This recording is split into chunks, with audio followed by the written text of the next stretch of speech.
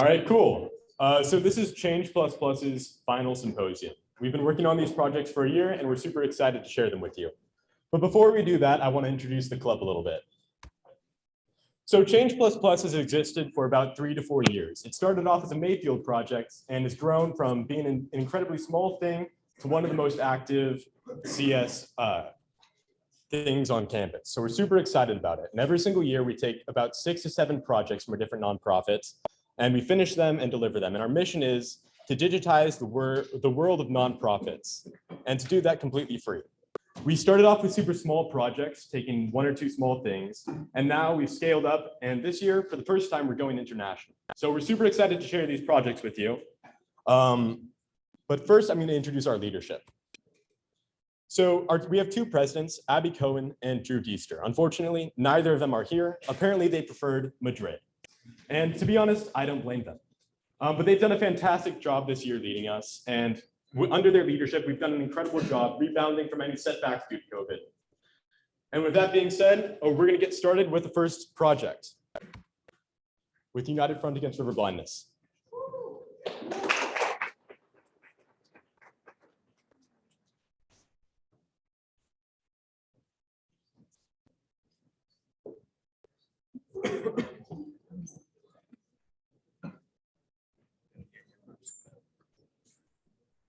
I know I use Microsoft. All right, what's up, guys? Just some quick intros. I'm the PM. My name is Varun. I'm Solomon, I'm the EM. I'm Carol, I'm a backend developer. I'm Ethan, I'm a front-end developer. And I'm Parker, and I'm also a front-end developer. Yeah, as Burke said, Drew's in Madrid and Asher's surfing in Cape Town right now, so they can't be here with us, but they've been awesome.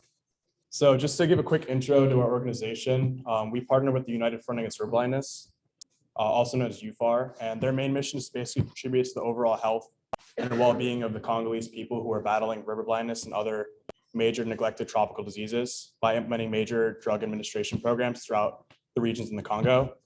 And in 2022, so right now, UFAR and its financial partners are supporting over 19 provinces in the DRC, amounting to over 300 health districts and approximately 38,000 villages. So they have a really big reach within the Congo.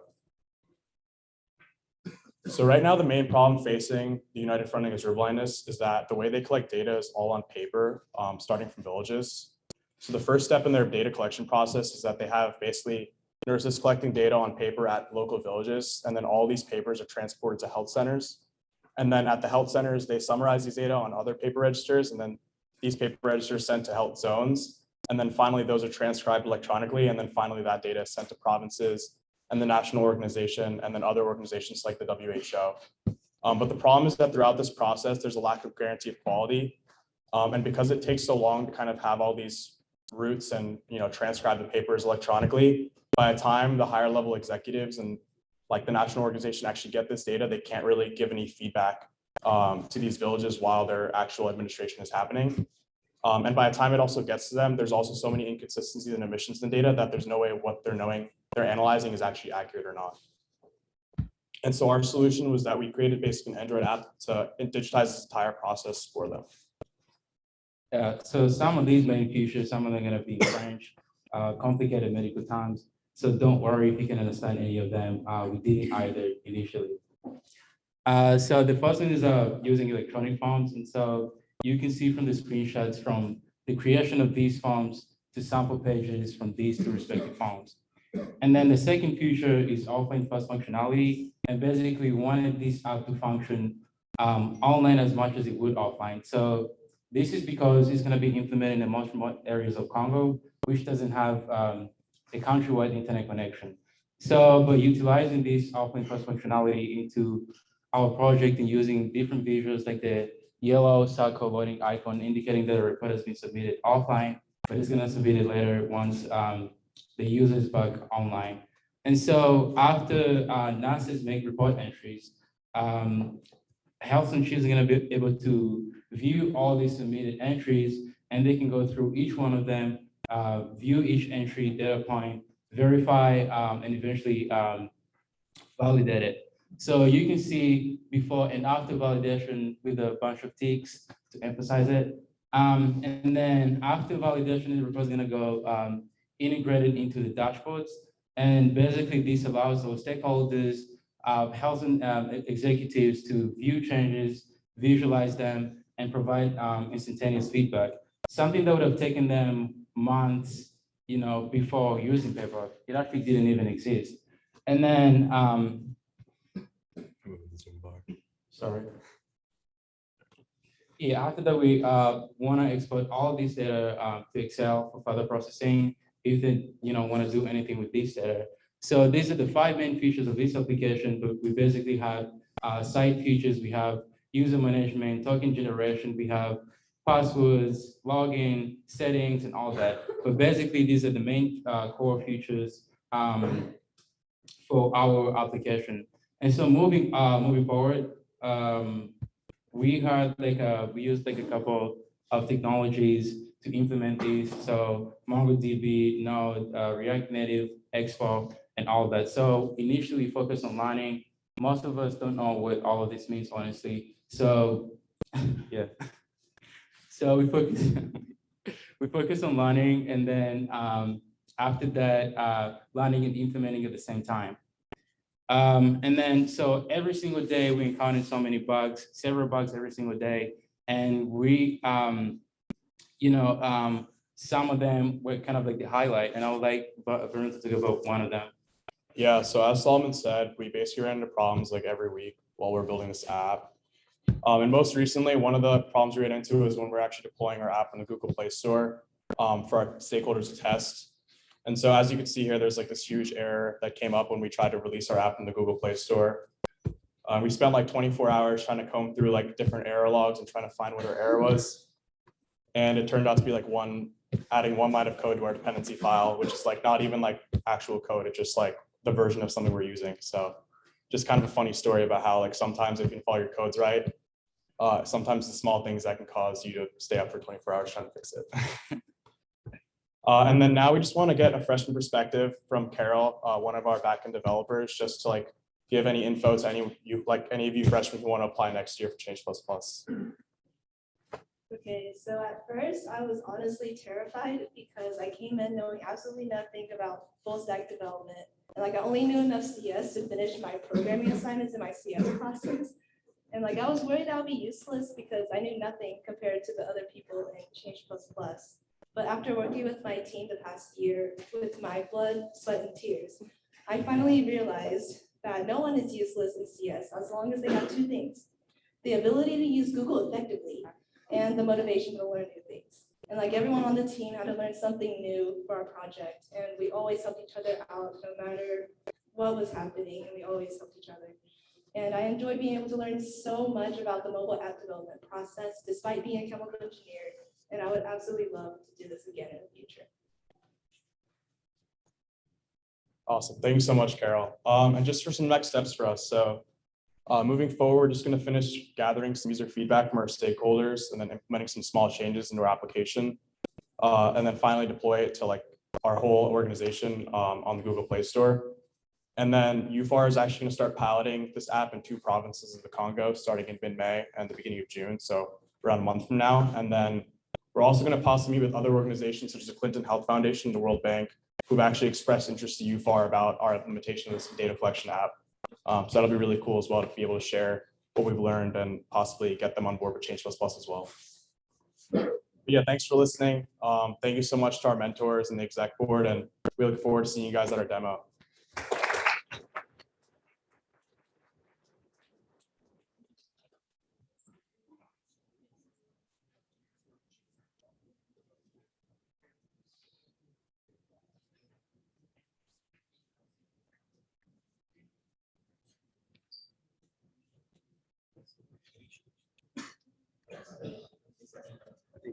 We got a lot of people back here.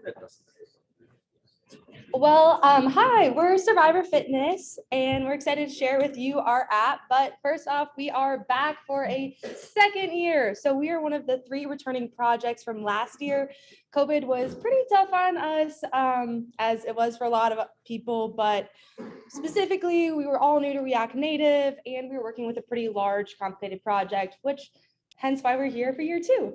But we're excited because we're starting with a clean slate, 3 new members, and meeting in person, which has been really fun. So here's Ethan. But first, let me introduce the development team. So I'm Lauren. I was the PM last year, and I'm a developer this year. And then we've brought on 3 new members. So Ethan has been our PM this year, as well as Ben and Adam have taken lead on front-end development. We had Grace from last year, who was our designer, and we owe her a lot for how wonderful her designs are. And then we also have Ilya and Charles returning as our back-end engineers. So now, Ethan. Hey everyone, I'm going to talk a little bit about the project overall. So first, the organization that we were making that for is called Survivor Fitness. And Survivor Fitness basically runs a program to help cancer survivors rehabilitate back to full strength, both with physical training and nutrition. And some of the unique aspects of their program is that they give people a fresh start because it can be really difficult to kind of get back to your normal life after people go through the chemo and radiation process and all that. Also personalized support catered to every individual. And they also vet each of their trainers and dietitians to make sure they really understand the kind of post-treatment process and are really passionate about Survivor Fitness. So the goal of our app basically was to increase the organization and communication of their program. Because up to this point, they basically use texts and emails and like very basic communication like that to keep in touch with all of their different like trainers and location administrators and dietitians. And it's hard to make sure that all the participants are staying on track with just that mode of communication. And the commitment is a huge part of their program. So with our app, we are basically going to allow them to kind of see everything in one place, and that'll allow them to grow their program, which has been proven to be really effective to help kind of cancer survivors live a full life afterwards. So a little bit about the app specifically, you can see a little picture here of the home screen, and basically it's complicated because there was 3 different types of users and each of them have very different functionalities.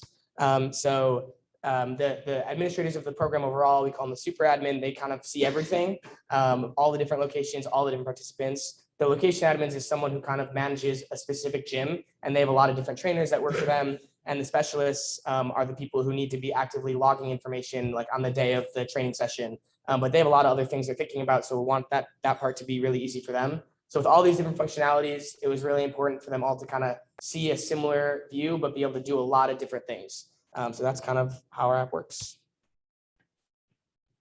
Yeah, so now we'll move to our development process. So just briefly, our tech stack included for the front end, React Native. For the back end, we had Java with a Spring Boot web development framework, an SQL database to structure the back end, and Docker and Postman to test the back end.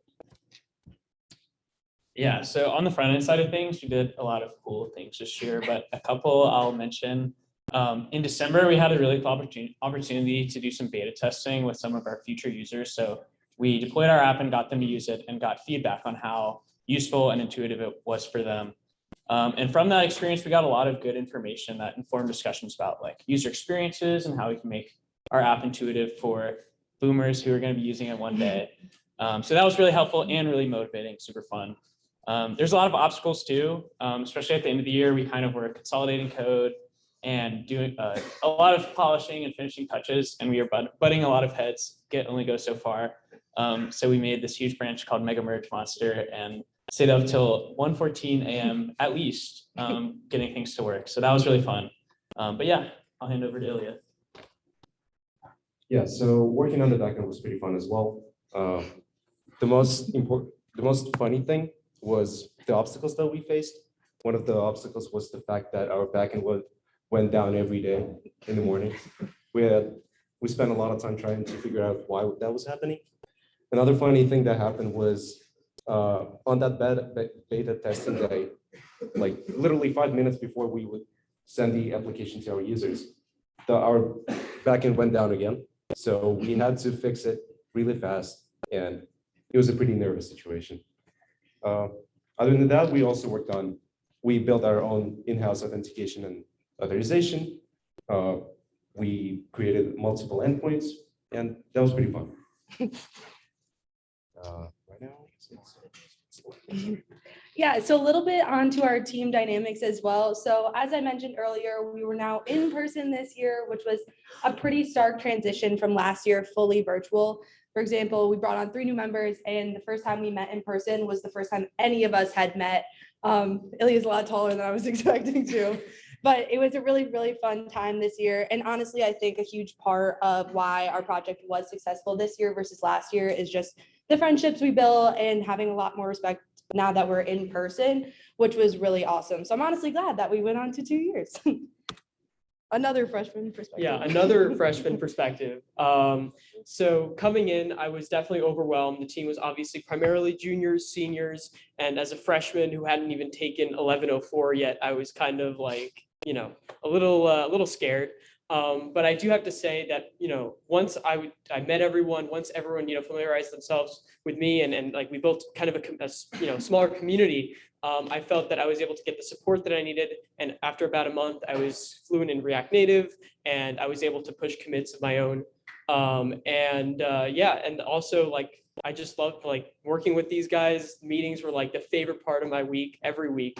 And because of all those things, I do encourage anyone here who's not already in Change++ to apply. Like I cannot reiterate that enough. This has been like the best choice I've made. And then also just an extra thank you to the Survivor Fitness team. And you can see our fun nicknames on the slide.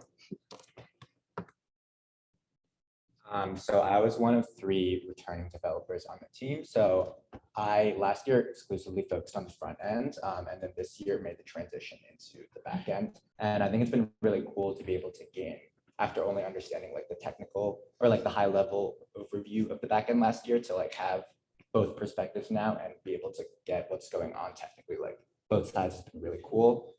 So I think that just in general, like for any future developers, even if you want to exclusively focus on the front end or back end, being able to like familiarize yourself with and understand like both sides of the code base was really helpful. So I definitely recommend that. Thank you. Thank you.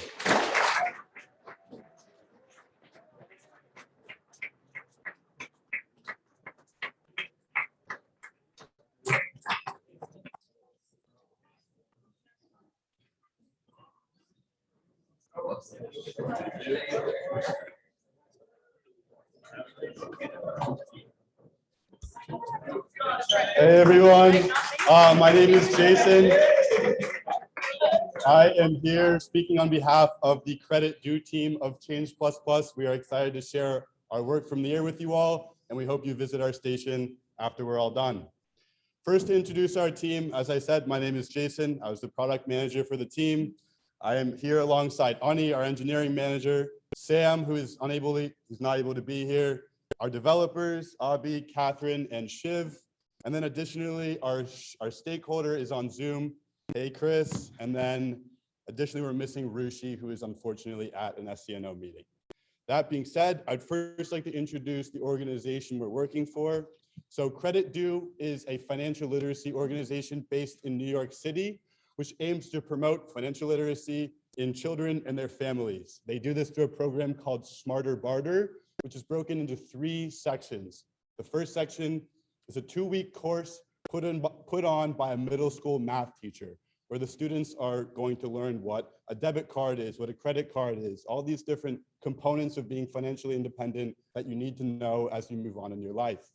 Once completed with the course, individuals go through the working portion of the program, where they participate in a community-based event such as a food drive or a pencil drive or anything of that sort. Finally, once they're all done, the students earn both a $50 gift card to their partnered grocery store, which is participating in the food drive, and additionally, they get a $50 deposit into a college savings account, which grows as they go through education and then helps them pay for higher education. Why did Credit Due come to us for help? So Credit Due currently is located in New York City. They have a great network in New York City, but they want to scale nationally. They can't currently do that because a lot of their documentation and the way the program works requires an in-person communication with the people from Credit Due. Therefore, they wanted us to build an online platform or an app that would allow them to onboard perhaps classes in other states and even expand wherever they might want to have these classes. So To walk you through a few of the slides of the app, the first and most important piece of the app is the class screen. The class screen is a pretty close replica of Google Classroom that is specialized for the credit due program. So you'll have announcements where students can hear from their teacher and teachers can communicate with their students. Students can reply to announcements. Students can communicate with their other classmates. And then additionally, there was never a central location for all of the different materials of a course. And that's what we've built in the assignments page, which essentially lays out the syllabus and it will update dynamically over time. Now we move on to the service stack. This is closely linked to that working part of the Smarter Barter program. This is where teachers go to coordinate that working piece where they set up a food drive and then they show all their students where they need to be, can send out messages to announcements, everything like that. Additionally, there is a portion of this screen which shows the direct impact that every student's service work has served their community. So this includes how many items were donated, how many people donated, how many pounds of food were donated. And from all this information, you can calculate a dollar value as to how much their work was worth to their community, once again, lending to the financial literacy component of the project. Finally, you have the profile screen, which is just basically a personalized hub for all of your things. So you imagine for the student, they have to look at all of their assignments. Teachers need to look at which students have submitted which assignments. This all goes through this profile page. Moving on to our tech stack, we had a very standard stack for a mobile app. We used React Native for the front end, which included a lot of different libraries like the date picker, the modal, but for the most part, we use React Native. React Native is very advantageous because you can write mobile apps in JavaScript, a language which is typically used for web apps. And then you can also build one set of code that is available for iOS and Android. So once we are ready to deploy, we're going to be deploying on both of those platforms. For the backend, we have been between Postgres and Firebase, but the current build of our project uses Firebase. Firebase has an out-of-the-box auth solution, which we started with. We then had a Postgres database, which was structured, and push came to shove. We ended up where we are now, but we're still looking to integrate that Postgres database as we move into a part where I'll talk about later. We're going to start processing payments. And then finally, in terms of the scalability and the national reach of the program, it's not as easy to scale if the food drives are dependent on those physical locations. So Credit Due has partnered with Give Healthy, which is an online website which allows you to create a virtual food drive that looks a lot like a GoFundMe page, where individuals can donate specific items with some monetary value, and then that food is then brought to the class and they conduct that working opportunity. One of the problems we faced with Give Healthy was that they never gave us access to their data and we couldn't access their API. They gave us a dashboard, which included all of that impact information, which I talked about previously, but they wouldn't let us access that programmatically. This is obviously a bad bottleneck for the app and something we want to change moving forward, but we had to adapt as we had expected to have API access. We then moved to a solution which used a web scraper to grab from that dashboard. And then the dashboard started to change and it was an unreliable web scraper. So we finally had to land on the teacher as the source of truth for these food drives. The teachers would basically have to go to Give Healthy every day, read the dashboard, grab the information, input it into the app, and then it updates for all the students. That being said, next steps for the project were we to follow down this path. First and foremost, we are waiting for API access from Give Healthy. This is something we'll definitely need if we want the app to be fully functional and robust. And then finally, part of that earning section of the app doesn't necessarily fit well into that classroom page, but we'd certainly like to integrate all of that under one umbrella. This would require bank integration and the use of the Apple Wallet or Google Pay to have gift cards on phones. This is a large project in and of itself, so we are considering perhaps partnering with Credit Due again next semester to finish out these last pieces, which would definitely complete the app in its entirety. That is all we have. We hope you all come to our demo after everybody else has presented. Thank you for your time.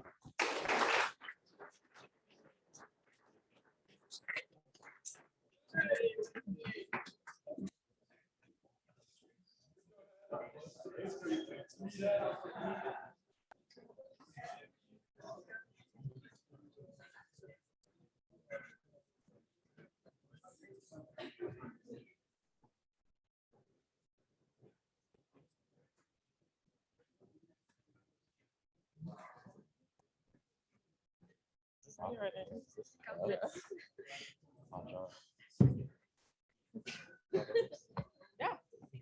hello. I can't yell that loud, so I'm gonna use the microphone. My name is Olivia, and we are with Code Your Chances. So let's just quickly introduce everyone. I am the product manager. Oh, I'm the engineering manager. Hi, I'm Kurt. Hi, I'm Trista. Hi, I'm Panda. I'm a developer. John, I'm the designer. I'm Anne. I'm also a developer. I'm a designer. Okay, thanks everyone. So Code Your Chances works with young girls, mostly in middle school. So basically the impact of their organization is to help girls grow an interest in technology. And they do this through workshops. So they have workshops in actually different areas of the world.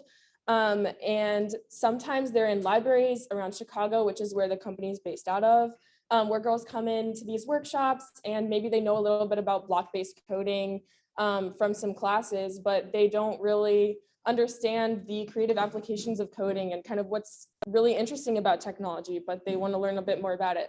Other places like in India, they have workshops where girls are not even exposed to like what a computer is. So they come into the workshop and learn how to open up a web page and search something on Google.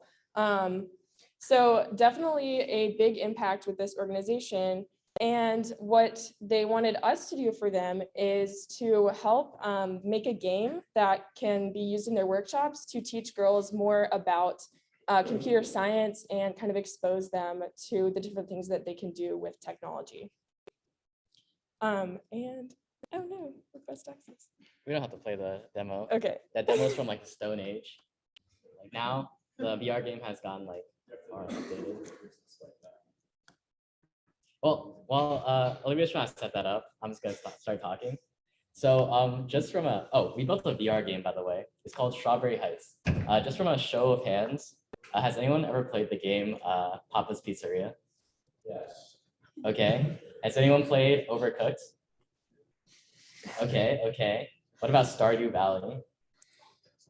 Yeah, Stardew Valley is a great game. That's my favorite of the three, but not that many people play that game. Basically, our game's a combination of the three.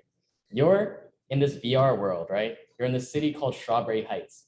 And what you're trying to do is like, fix up all of these ruined, abandoned warehouses of businesses. And so the first business you work at is the bakery. And that's when the influence from Overcooked and what's the other game I mentioned? Papa's Pizzeria comes in. You basically have like all these combinations of things that you can make and like send them out for people to try. I really wish this demo worked because I'm not very good at explaining things, but I feel like the demo would instead. Anyway, I really hope that you guys try out our VR game afterwards because I promise you it's very fun. Yeah. So basically, yeah, the game is pulling apart different cakes and giving tickets to the customers. But we still have some to go. So what we want to do with the game is build in tutorials. So all of the basics of the game itself, the kind of the playthrough is built. But we want to actually teach the girls about coding through this game. So what we're going to do next is implement tutorials into the game so that the girls can understand when they first put on this VR headset, what do I actually do in the world and how does this teach me about computer science? So the first thing they're going to learn is algorithms, and they're going to learn this through the recipe tickets. So each ticket is going to be an algorithm, and they see, okay, first I have to go to the oven and make a vanilla cake, and then I have to put on a lemon and it becomes a lemon cake. And then I pull it apart and it's a cupcake. So those 3 steps are kind of parts of the algorithm. The next part is variables. So they're going to have a memory board where they can store different recipes and access it later. And then the last thing that they're going to learn about is loops. So understanding that you have to kind of iterate in order to make different recipes. And yeah, that's our project. Did you want to talk a bit more about maybe something you learned about the technology or anything like that? Is that kind of... The technology is pretty simple. It's just Unity and C#. If you have any interest in Unity and C#, especially with VR, because VR is a very easy extension for Unity. I highly recommend that you try to continue this project in the future, because I built like one level of the game, which is the baking level. There are a ton of ideas, plenty of good ways to go with the game. So I hope one of you will take the mantle because I'm graduating. Thank you.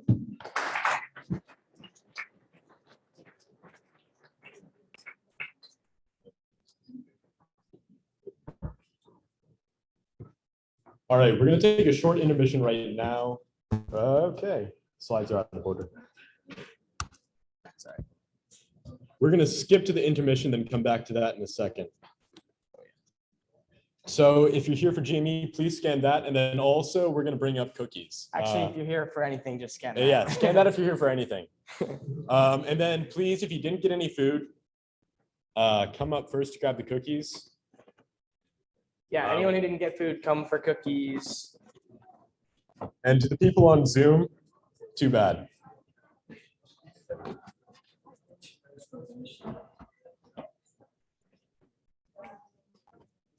Yeah. Can you put this on the table? Yeah, just in support. Eitan.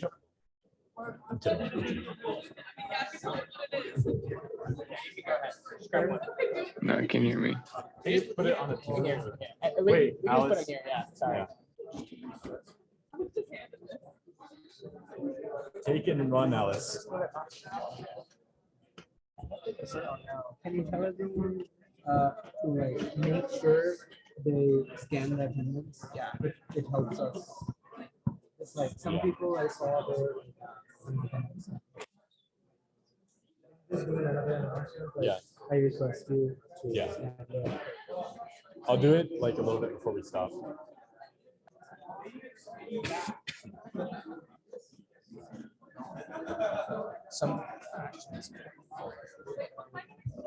This is caramel, this is snickerdoodles, and we also have chocolate chip. We're low on chocolate chip. Is this like at the gym? Yeah. Okay. All right. Yeah, that.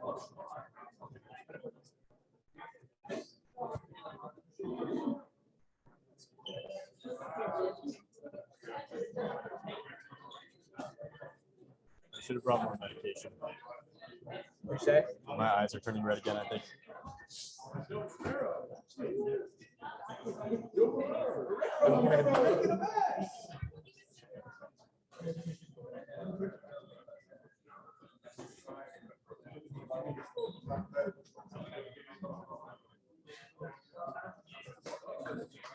Yeah. How was it? Yeah, good. And please make sure that you scan this QR code. It helps us out a lot as a club. Yeah, scan it. Yeah, scan it. Why not? Oh. And you're telling me you don't know how to just interpret QR codes? My phone's front camera's right. I thought you were a CS major. Oh yeah.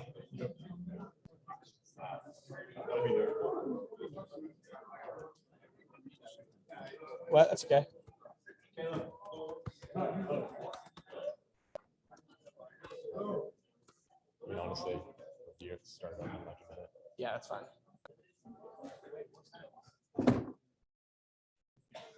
No, this is caramel. Yeah. Do we have any kosher options? Slack. Yeah. Why'd you see it? These are caramel.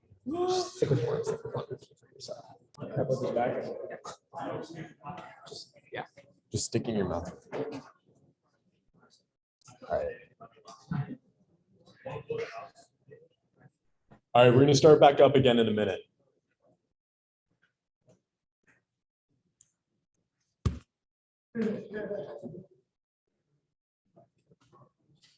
Dude, we're starting like right now. Okay. Crap. I closed it. No way. Yeah, because I thought you were, I tried to close Spotify, but then you clicked back really fast. Oh.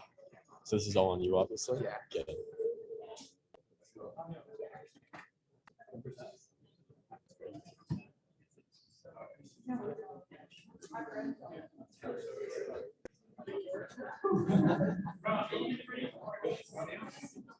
All right, we're gonna start back up again with the Tennessee Local Food Summit.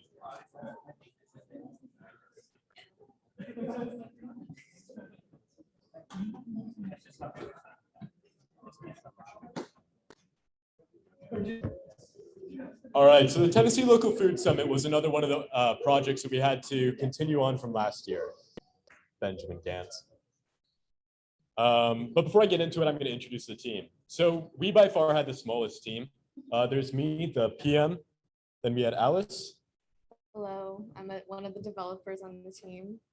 And then we actually had Jerry. He doesn't even go to Vanderbilt. He was just so passionate about Change++ that he reached out as a middle schooler. I'm kidding.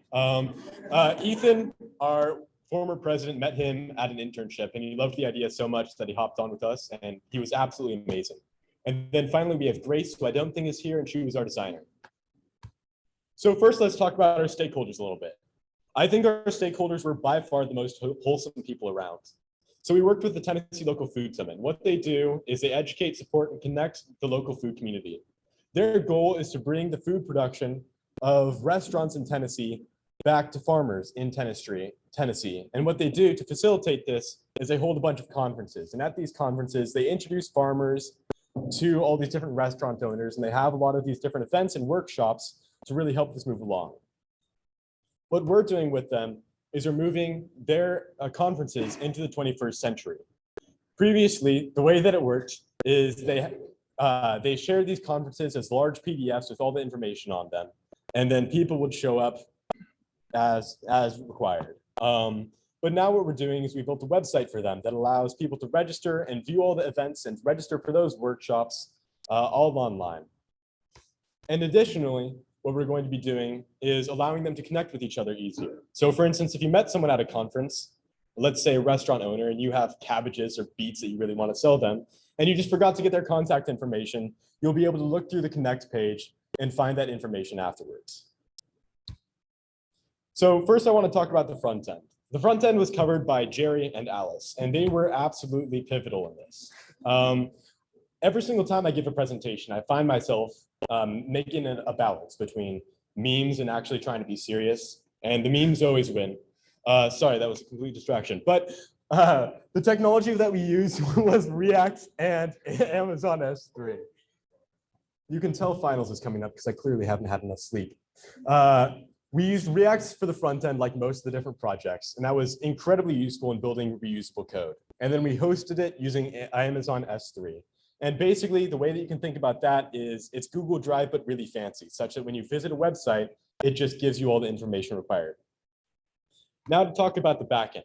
And the backend is where things really got hairy, and we redesigned it about 3 or 4 different times. I'm gonna get into that a little bit later, but we ended up using Node.js combined with Docker and Amazon DB as our database. So first, I want to talk about some of the different difficulties. One thing that I'm sure every single project is familiar with is changing requirements. And this happened several times for our project, up until having to basically redesign the entire structure of our project about 3 weeks ago, 2 weeks ago. It's a little brutal. And this happened over and over again. And as this happened, we ran into different problems, namely spaghetti code, another problem that I'm sure everyone here is familiar with. As you're redesigning and rewriting code, you end up with old code that at the time you're like, you know what, we'll leave this for now and go back and fix it later. And you go back later and you just don't understand any of it at all. And so as we moved forward in the project, we got a lot better at writing maintainable code because we realized it would kick us later down the road. And then the final problem that we ran into was hosting. And this is something that I personally just want to rant about for a little bit. So when we first started the project, we were really concerned about the amount of money that it would require to host it. And so the solution that we built up was super, super technical, super difficult to implement, but would cost about $3 per month. This, however, was incredibly problematic because none of the team knew how to use it. And so we ended up having to completely redesign it. And while our stakeholders will have to pay an additional $10 per month for the new hosting, that's significantly worth it in terms of my mental health. All right, and now I'm going to bring up a short demonstration. And this is just incredibly short because we need to keep the presentations within a certain time limit. But what I'm going to walk through is essentially going to a conference, changing some information in the conference, and then viewing it. So first with logging in, just with a simple account. Then because you're logged in as an admin account, you are allowed to change the different conferences. For this, I'm just going to change the name and the description, and also the days. It has a fairly intuitive interface, and there's very few bugs remaining in this part. So we're pretty happy about that.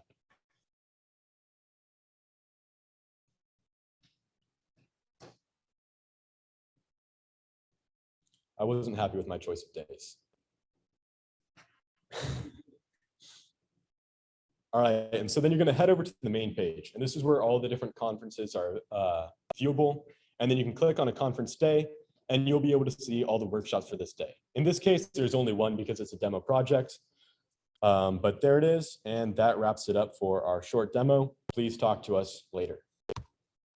So the next step is where we go from here. The step one, as I mentioned, there are still some bugs left in the project. So our next step is going to be wrapping up these bugs and additionally finishing some features that we didn't have time. Our second step is going to be really working with the stakeholders hands-on because we haven't yet deployed our entire app. And so we're going to be working with them probably for the next month, making sure that it's exactly what they wanted. And then third, what we're going to be doing is we're going to start a bidding war between Google and Amazon. And we're going to truly put the profit in nonprofits. Obviously, that's a joke. Our final step is going to be deploying it and allowing them to use it. Their first conference is going to be this November, and we're really looking forward to them using it. And that wraps it up for us. For my next presentation, I'm going to get more than 6 hours of sleep and pencil tech.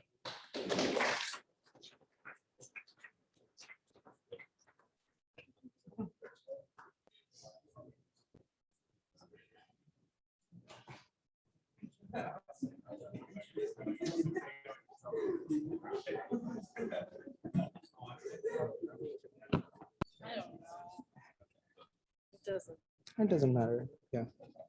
Okay. Timer. Everyone's good? Hi, everyone. Thank you for coming today. Our project is Pencil Tech, and this is my huge but wonderful team. My name is Intisar. I'm the product manager for this team. I'm Izzy, I'm the designer. I'm Kevin, I'm the EM. Okay. I'm Raphael, I'm a developer. I'm Z, I'm a developer as well.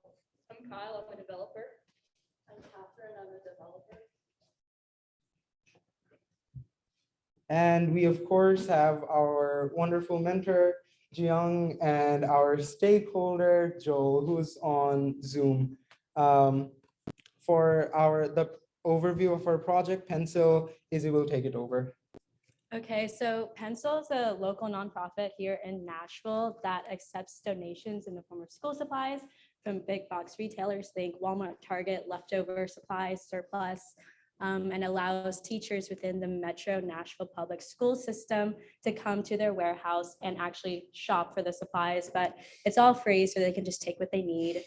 Actually, this past year, they achieved over $2.5 million worth of supplies distributed to the teachers, which resulted in over $4 million of total community investment within the Metro Nashville public school system.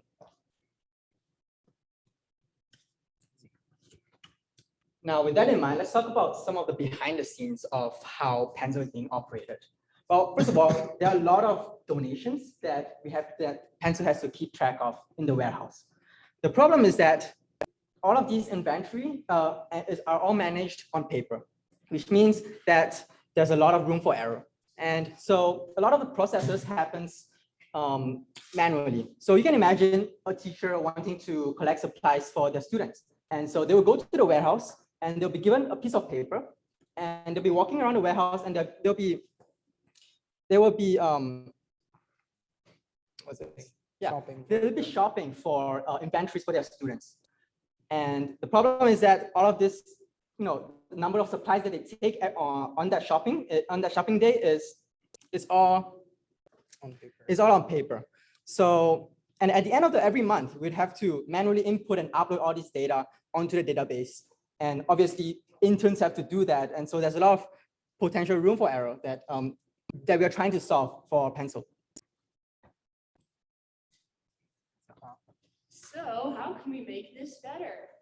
So our first idea was just get rid of the paper, all right? So we decided to create a shopping form per se that the teachers could fill out as they walked through the warehouse. So as they walk through, they can see the different items that are available, the limits of the amount of items they're able to take, and then they can input how much of each item they take. And this just eliminates all the paper and makes human error much less likely to happen. And then for our web app, So we also need to create a way for the workers at Pencil Tech to actually manage their operations. We need to enable them to create and manage schedules and appointments. We needed to allow them to collect analytics, and they also needed to be able to essentially just have an overview of their operations. So in order to do that, we created a separate desktop web app. And one of the central features of the web app is the schedule here. And essentially the way it works is that teachers make appointments online via an app called Calendly. And our stakeholder can actually see when teachers are supposed to come in, how long they're supposed to be here. And in addition to that, he can also monitor afterwards what they've taken, look at the transactions that they made and make sure they actually check out. And otherwise he can kind of edit the data afterwards. So to further enhance our app, we also created a reports page for our stakeholder. This is where he can filter by school and date, and he's basically able to see some logistics over how many teachers came and what sorts of items they took, and things like the value, the total value of the products. And this just helps him further know for upcoming years exactly what should he do to better his organization. Yeah, so I'm going to go into architecture really quickly here. So we have our pencil backend, as well as our pencil dashboard D. So essentially, they interact with each other using Firebase authentication, and it's all hosted on EC2 instance. We also have our pencil form, which is where teachers actually submit their transactions.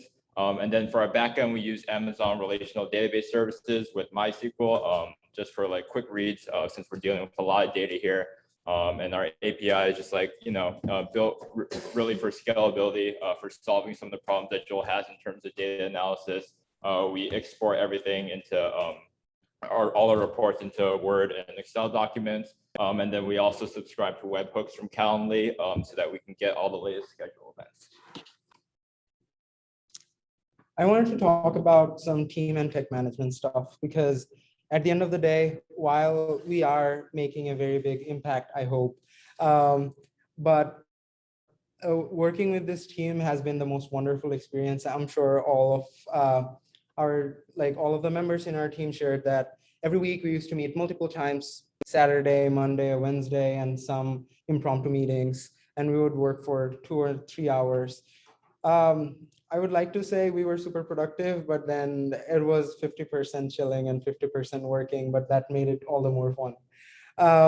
We met with stakeholders whenever we met a major milestone. So whenever we had the inventory implemented, the scheduling system implemented, the report section implemented, we always met with the stakeholders to make sure that this is what they wanted. And we are not building something that the stakeholder didn't imagine it to be. A lot of feedback is super important, just asking friends, other teams, non-technical people, just to see if it all makes sense. This is super important to any software development process. And this is a more technical one, but if you're working in a team or just working on a software project, just setting up ESLint and Prettier towards the beginning of your project makes your life so much easier. It handles all the formatting, it handles code styling reinforcement and everything. Also, it's super important to be realistic about the project timeline, not to take on too much on your plate if you don't have time. And finally, designer. The designer should be super closely involved throughout the process. This made all the difference for us. Izzy was present in every single meeting. It wasn't like we gave her some requirements and she designed it for us. She came in every meeting and we talked with the stakeholder, the other team members, just to make sure that the designs are up to date and what the stakeholders wanted, and also feasible on a technical perspective. This is a nerdy thing, but I wanted to put this on because this was probably the biggest project, not probably, this was the biggest project we've all worked on. And we wouldn't have thought this would be possible towards the beginning of the year, but it has just like 11,000 lines of code and some of these fun commit messages. There are plenty of more from Kyle. And the most important takeaway is I like to think of it as a group of friends working on a hobby project instead of this being a super like formal project. But the catch is that the hobby project also happens to be super important and things could get messed up if you don't finish your hobby project. Thank you everyone for coming today. And I want to thank my team. They amaze me every day I work with them. It was such a great experience and I'm going to miss them so much. Thank you.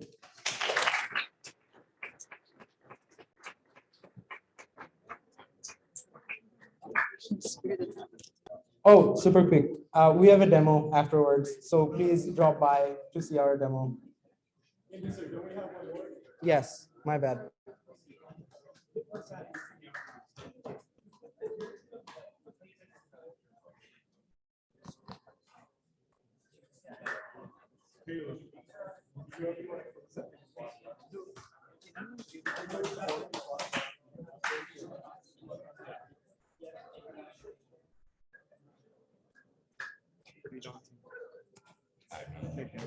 Hi.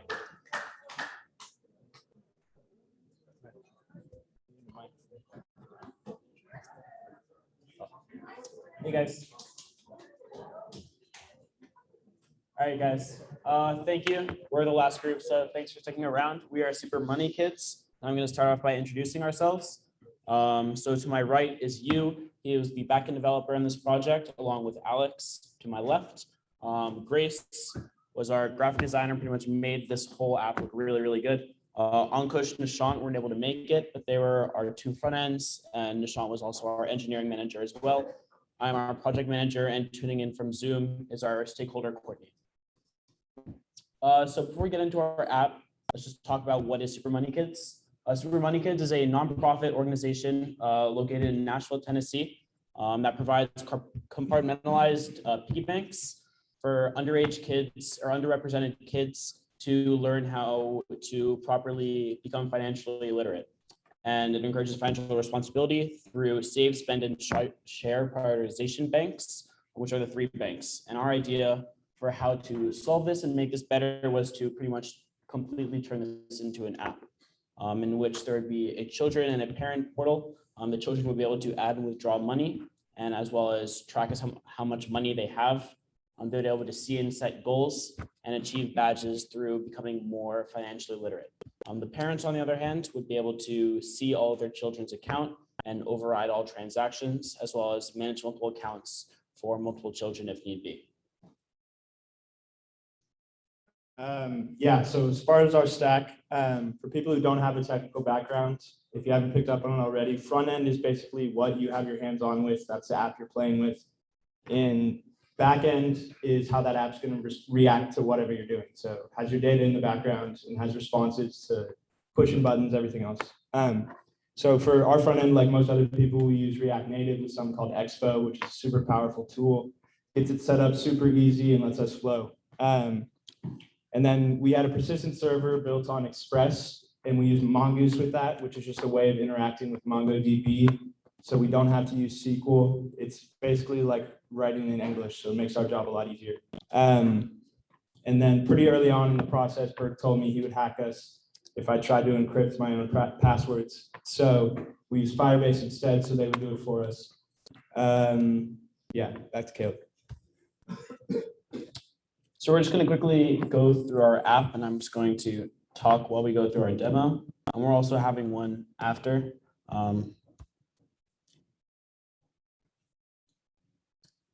So our app pretty much is very basic. It features a registration portal in which the user can either sign up as a parent or a child. We wanted to reuse a lot of our files. So pretty much almost all files that you'll see today are reused.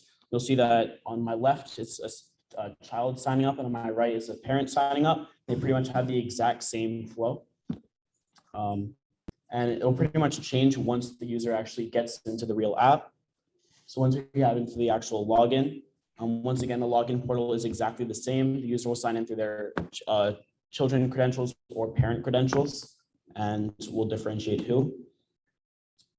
And once the child has signed in, both of these accounts, I pretty much created them right from the start. So none of them have been linked or anything. And right when the user signs up, or if they're a child, they'll be greeted with a 5-digit code or 5-letter code that their parent needs to put in order to connect the parent to the child, in which you'll see the parent doing that right now. Oh, I just restarted it.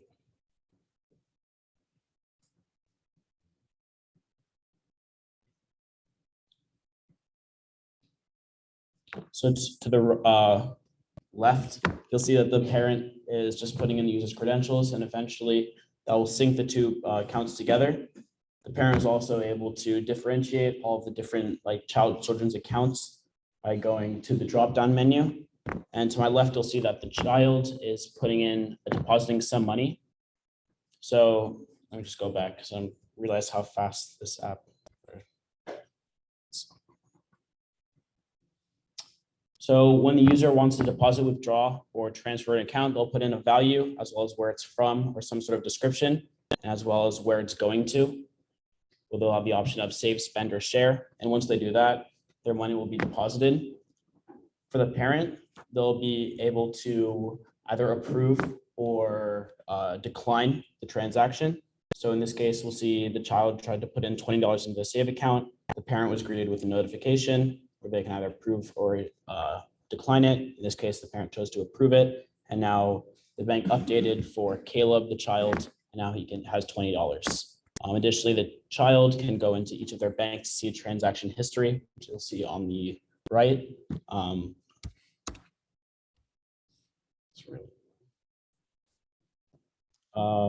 And sort of the same deal for withdraw. The user wants to withdraw money, they can try and do so, but it'll only work if the parent actually approves it or not. So in this case, the parent will decline it. And now if the user refreshes, they'll see that the transaction went away. And last but not least, we have our goals section, in which the child is able to set goals for themselves to encourage safe spending habits. In this case, they'll put in how much money they want to save or spend and by when. And once the user sets this goal, they'll set up a tracker as well as a progress bar to show the kid how close they are to achieving the goal.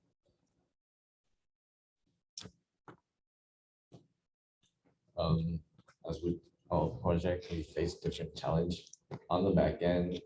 I mean, the major challenge we faced was communicating with the front end and how we would want to unify the names. And I personally, and we decided to host our backend on Heroku just to save money. And last night at 12, Caleb called me because Heroku crashed and I had to wake up for it. Yeah.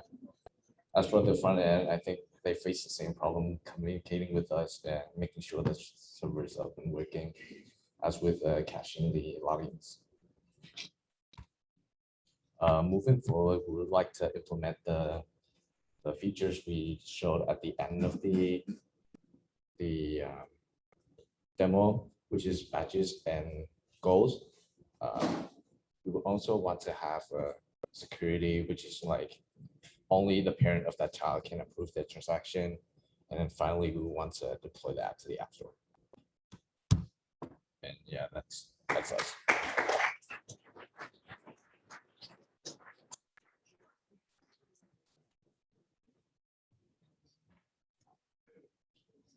All right, thank you so much for coming. Before I close, I want to do two really quick things. The first is give a special thank you to the graduating seniors in our exec board.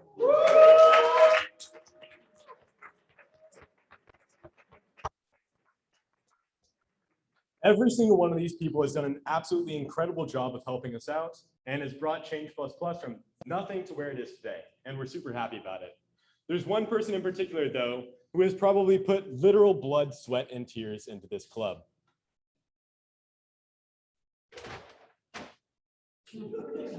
And I got a little surprise for them. And this person is Ethan Schifrin.